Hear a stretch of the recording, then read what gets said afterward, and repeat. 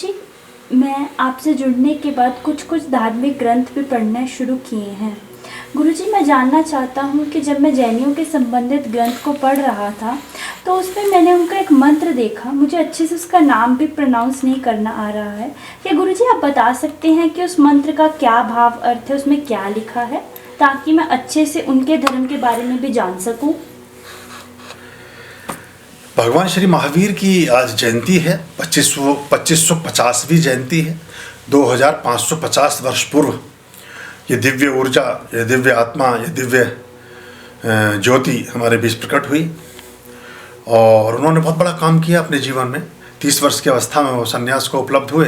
राजाओं के पुत्र थे, राजघराने से आते थे और वो फिर निकल गए सत्य के मार्ग पर। 10-12 वर्ष उन्होंने अनुसंधान किया और सारी चीज़ें की और त्याग की एक पराकाष्ठा का उन्होंने उदाहरण प्रस्तुत किया जो उनसे पूर्व कोई भी अन्य गुरु नहीं कर पाया था।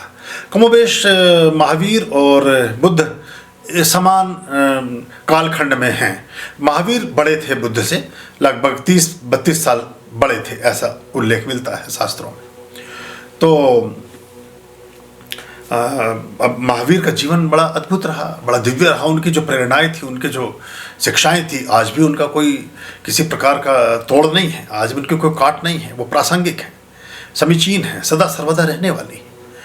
तो जैसे उन्होंने कहा कि पानी छान कर पीजिए, आज बिस्लरी का पानी और बाकी बॉटल्स का आप सीलबंद पानी पीते हैं, आप जो है पैकेज्ड जो वाटर है उसका बहुत बड़ा कारोबार है। और आपको जान के आश्चर्य होगा कि सबसे ज़्यादा रेवेन्यू अगर किसी चीज़ से दुनिया भर में देशों को प्राप्त होता है तो वो पानी है। पैकेज्ड वाटर से सबसे ज़्यादा रेवेन्यू प्राप्त होता है, इतना शराब से भी नहीं मिलता सरकारों को। तो ये एक बड़ी बात थी। ऐसी 50 शिक्षाएँ हैं। और जो उन्होंने उस समय बात की, उन्होंने बात की थी कि भाई अहिंसा परमो धर्म, अहिंसा को हमें महत्व देना चाहिए और दूसरों को भी अपने समान ही आत्मा को महत्व देना चाहिए। उनका सिद्धांत था जियो और जीने दो। एक्चुअली वो जो कालखंड था, जो लगभग 6-7-8 हज़ार वर्ष हमारे भारत के ऐसे बीते जिनमें हम बहुत समृद्धि की पराकाष्ठा पर थे, हम बहुत प्रॉस्परस थे। महाभारत से 1000 वर्ष पूर्व और महाभारत के 3000 वर्ष पश्चात तक आप जोड़ लीजिए इसको। तो उस कालखंड में राजे महाराजे आपस में लड़ते ही रहते थे। छोटी छोटी चीज़ों में चढ़ाइयाँ होती रहती थी। वो साम्राज्य से लड़ रहा है, वो साम्राज्य से लड़ रहा है। तो चाहे बुद्ध हों, चाहे महावीर हों, उन्होंने अहिंसा का संदेश दिया और त्याग का संदेश दिया। चूँकि जो संग्रह की प्रवृत्ति थी तो उन्होंने सदाचार को अपनाने पर बल दिया।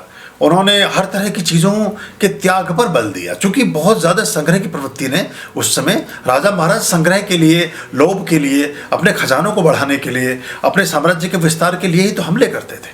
तो उस सब से हम बच सके और दुनिया में हम सर्वोच्च प्राणी, सर्वोच्च मनुष्य तभी हो सकते हैं जब हम शांति, सौहार्द, प्रेम, वात्सल्य, बंधुता, मैत्री, सहयोग, इन गुणों के साथ हम जीवन में रहें तो हम बहुत अच्छे होते हैं।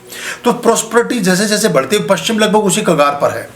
पश्चिम के जो देश हैं वो अब उस समृद्धि तक पहुंच रहे हैं जो हमारे 5000 वर्ष पूर्व थी, जो हमारे 2500 वर्ष पूर्व थी।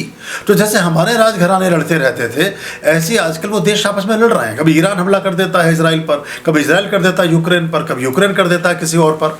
तो ये अभी चूँकि शैशवावस्था में है समृद्धि की, अभी पिछले 50 वर्षों में ही सब समृद्ध हुए हैं, पिछले 100 वर्षों में ही समृद्ध हुए हैं।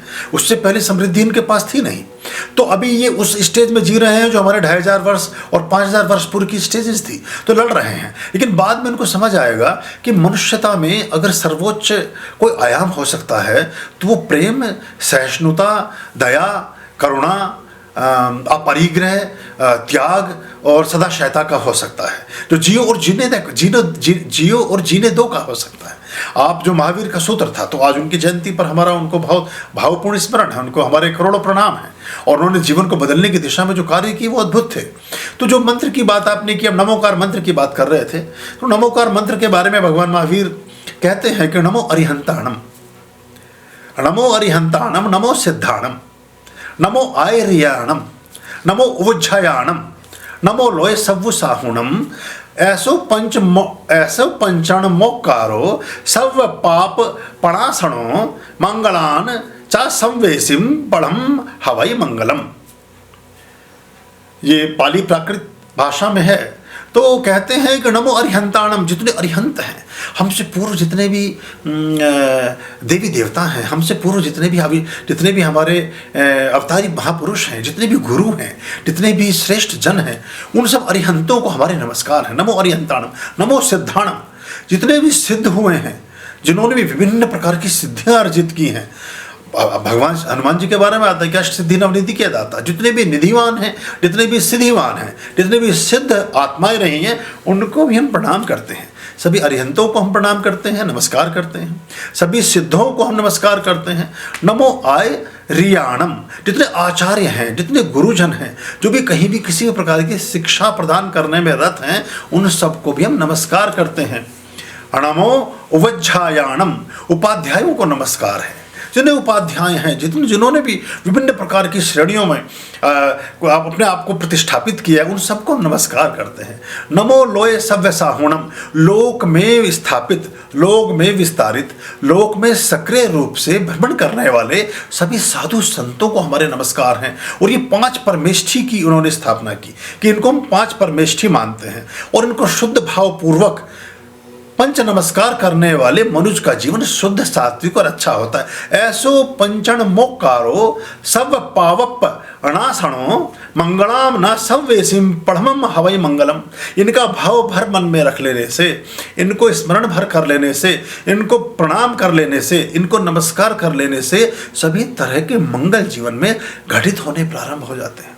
बड़ा गहरा मंत्र है। कितनी, देखिए, बहुत सारे धर्म बड़ी संकीर्णताओं में जीते हैं, लेकिन कितना विस्तीर्ण मंत्र है वो। उसमें उन्होंने कहा कि सभी अरिहंतों को नमस्कार। बात ही खत्म हो गई। किसी मत से आते हो, किसी पंथ से आते हो, किसी जाति, ये तो सब हमने बाद में बंटवारा किया ना अपना। एक नोट को अगर आप 4 भागों में बांट दें, 4 हिस्से फाड़ दें, उसको 4 कर दें, तो उसके 4 टुकड़े 25-25 रुपए में नहीं चलेंगे। अगर 100 रुपए के नोट को आप 4 हिस्सों में बांट दें और जाकर दुकान पर कहें कि 25 रुपए ये पकड़ो और मुझे 25 रुपए का सामान दे दो, तो वो हंसेगा आपके ऊपर।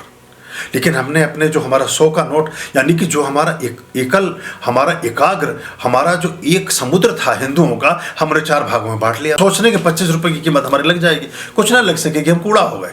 तो उन्होंने कहा कि जिस भी पथ मंत्र से कोई आते हों, सभी अरिहंतों को, सभी सिद्धों को, सभी आचार्यों को, सभी उपाध्यायों को, सभी साधु संतों को, सभी दिव्य आत्माओं का स्मरण आपने कर लिया।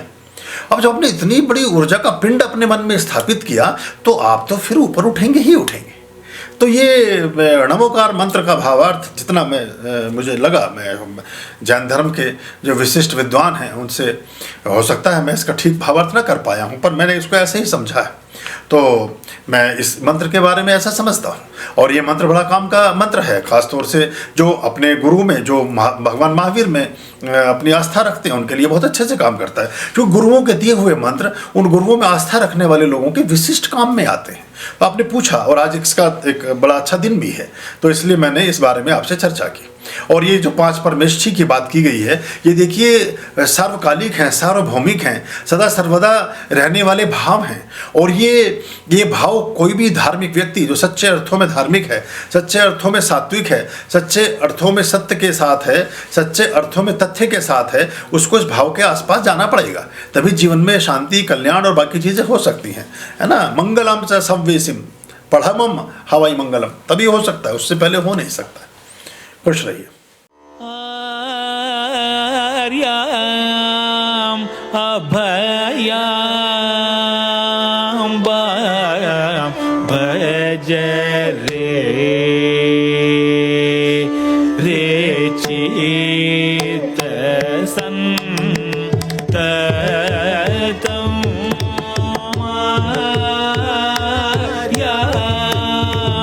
अभयाम भज रे